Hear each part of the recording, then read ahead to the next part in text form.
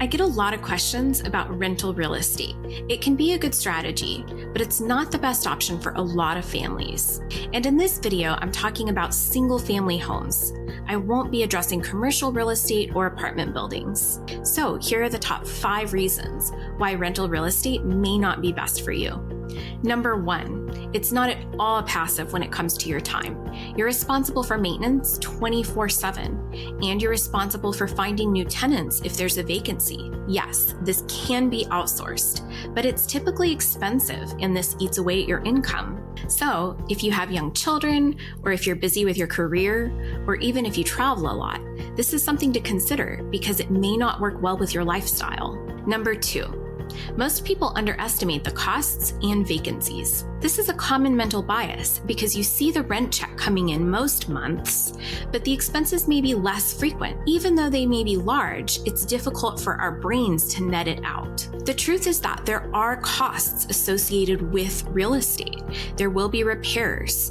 Another factor that many people forget to think about is updating the property. Over the years, if you still want to charge a competitive rate for rent, you need to make sure that the property is updated, and that costs money too. Even if you decide to sell the property after so many years instead of continuing to rent it, it could involve a renovation or serious updates so that you can get the price you're wanting when you sell. This is another common drawback to rental real estate held over the long term. Number 3, you'll have a more complicated tax situation without many of the tax advantages in many cases. So one key here is that it depends on your individual situation, but the tax law for rental real estate is very nuanced, and so you'll want to work with a CPA. The reason that a CPA is recommended is that mistakes can be made when you don't fully understand the tax law, and this is one of those areas where mistakes are very commonly made. One element is depreciation. There can also be depreciation recapture. There's a deduction for depreciation, but even if it's not taken, it's still counted when calculating your cost basis.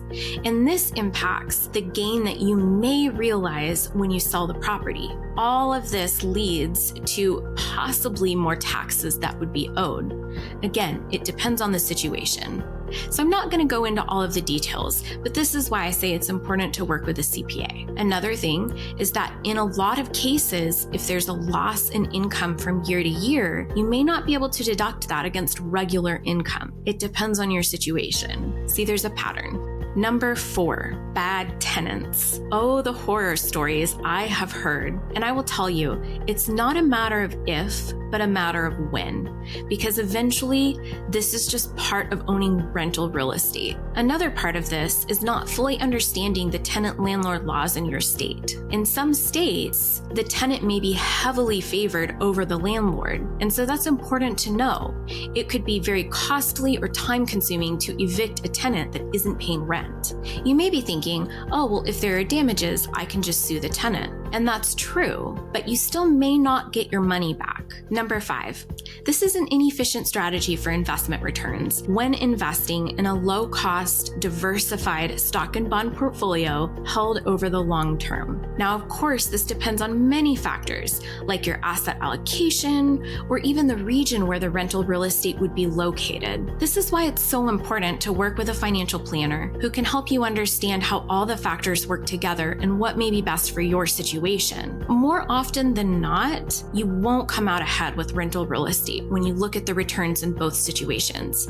But again, it depends. And then another part of this is that a stock and bond portfolio can actually have tax efficiency that a rental real estate property won't have. So whenever you make rent, if there's a profit, that will be taxed at your ordinary income rates. However, with a stock and bond portfolio, there are certain accounts where long-term capital gains rates apply, which are lower than ordinary income. So those are the top 5 reasons why rental real estate may not be the best for your situation. If you're still considering it, I strongly encourage you to work with a financial planner who can help you to see how this works with your overall financial plan. Don't forget to subscribe to my channel.